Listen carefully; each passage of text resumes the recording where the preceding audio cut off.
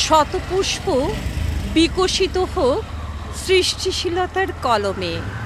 এবছর দুর্গাপুরের শেপকোর সার্বজনীন দুর্গোৎসবের থিম হলো রত্নগর্ভা। যেই শব্দটি চোখে দেখলাম ঠিক তখনই সৃষ্টিশীলতার এক অদ্ভুত রকম উচ্ছ্বাস। রত্নগর্ভা, আমাদের এই দেশ রত্নগর্ভা মায়েরা তাদের সুসন্তান উপহার দিয়েছেন, সেই জন্য আমাদের দেশ অনেক বেশি সমৃদ্ধশালী, শক্তিশালী।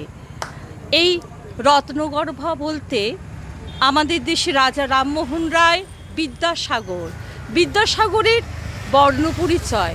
আর বিদ্যাসাগর ছিলেন বাল্য বিবাহ প্রথা রোধ করে বিধবা বিবাহ প্রথা চালু, আর রামমোহন রায় সতীদাহ প্রথার মতো একটা প্রথাকে বন্ধ করে বিখ্যাত হয়েছিলেন। আমাদের দেশে মায়েরা, রত্নগর্ভা মায়েরা তাদের সুসন্তান উপহার দিয়েছেন। আমাদের দেশ বলতে আমরা রবি ঠাকুরের দেশ বুঝি, কাজী নজরুল ইসলামের দেশ বুঝি। আমাদের দেশ বলতে স্বামী বিবেকানন্দ, শ্রীরামকৃষ্ণদেবের, আমরা এই সমস্ত মহাপুরুষদের সমস্ত বাণী শুনতে শুনতে ছোটবেলা থেকে বড় হয়েছে। আর আমাদের দেশে অমর কথাশিল্পে শরৎবাবু, সাহিত্য সম্রাট বঙ্কিমবাবুর উপন্যাসের সমস্ত সেই পাতা ধরে উঠে আসা জীবনের এক একটা গল্প, যেখানে আমাদেরকে ভীষণভাবে সমৃদ্ধ করে।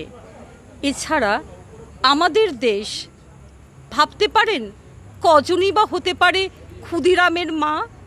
মাত্র 15 বছর বয়সে ক্ষুদিরাম দেশের স্বাধীনতার জন্য ফাঁসির দড়ি বরণ করে নিয়েছিলেন। আমাদের দেশ বলতে আমরা বুঝি বাংলার মহারাজ সৌরভ গাঙ্গুলি। আমাদের দেশে অসংখ্য সমস্ত বীর পুরুষ, তারপর দেশপ্রেমিক মানুষদের সমস্ত রত্নগর্ভা মায়েরা উপহার দিয়েছেন। এ তো হলো ইতিহাসের কথা।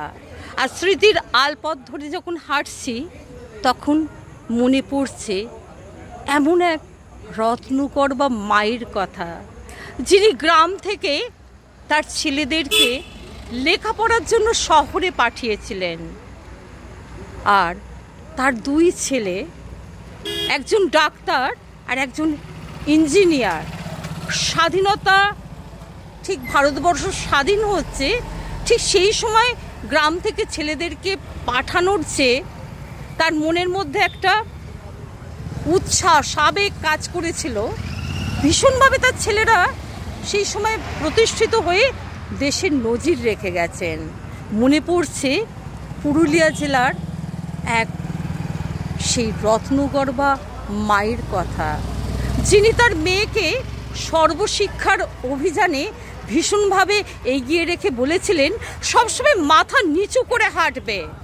এমন একটা সময় আসবে যে সময় তখন তোমাকে মাথা উঁচু করে দেবে। আর মনে পড়ছে এক অতি অতি সাধারণ মায়ের কথা, যিনি কবিতার মতো একটা প্রাঙ্গণ বা প্ল্যাটফর্ম থেকে এই প্রজন্মের সমস্ত ছেলে মেয়েদের উদ্দেশ্য করে, বা এই প্রজন্ম বা এই দেশের আগামী ভবিষ্যৎ, তাদের সবাইকে উদ্দেশ্য করে উদ্দীপ্ত কণ্ঠে একটা সোচ্চার বার্তা, মানুষ হওয়াই বড় কথা, প্রথম হওয়া নয়। ধন্যবাদ।